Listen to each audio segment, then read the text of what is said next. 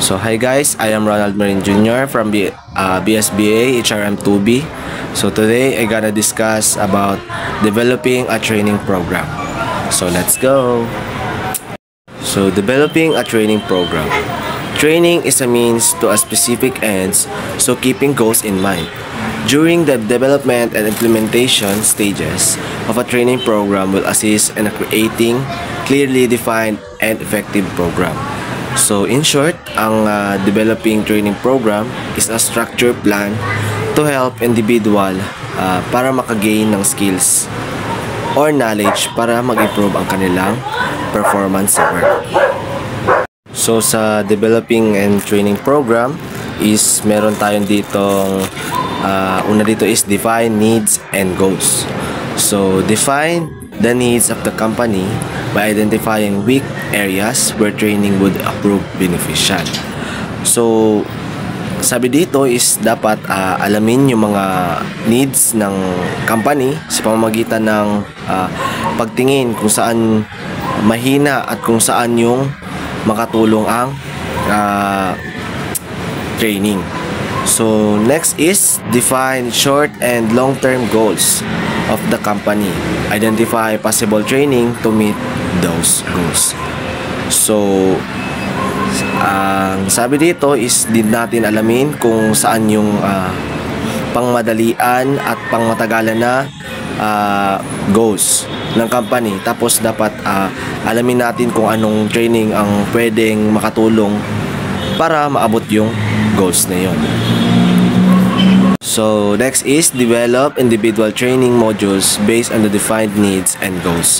Training may be purchased from training companies or developed by the member of staff educated in employee training. So sabi dito is gumawa ng iba't ibang training modules based sa mga pangangailangan at goals na natukoy. So pwede rin tayong bumili ng training sa mga training companies o kaya ipagawa sa member, sa staff member nyo na may alam sa employee training. So punta naman tayo sa identifying employee and planning. So plan training by identifying individuals or group likely to benefit.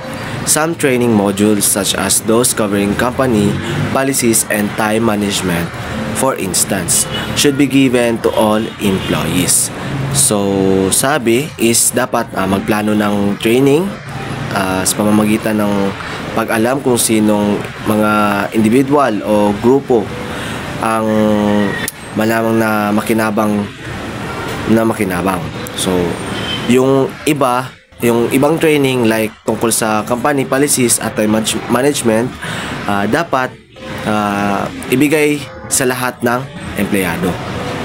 So next, create a spreadsheet with each employee's name on the left column and individual training modules across on top. So dapat is gumawa tayo ng spreadsheet kung saan nakalista yung pangalan ng bawat empleyado sa kaliwa, and sa taas naman is yung modules para sa iba't iba. So last is plan a regular training schedules that will satisfy training needs with an specified time frame. So dapat is plano ng regular na schedule ng training para matugunan yung mga pangangailangan sa training sa loob ng takdang panahon. So ang last is implementation. So implementation training modules in order of importance. If customer service or time management are major issue, roll out those training first. So sabi dito is unahin yung mga training modules na pinaka-importante. So kung problema ang customer service o time management, yun muna ang ating ituturo. So next is use a professional trainer or experienced employee whenever possible. Trainers, interaction within audience and presentation of the materials is a major factors in training effectiveness. So kung pwede is kumuha ng trainer o kaya yung mga empleyadong may experience na. Malaking bagay kasi kung paano magturo at makipag-interact yung mga trainer natin para maging effective yung training. So last is use multimedia tools, professional training organization. Use slideshows, whiteboards, and video in additional to written materials.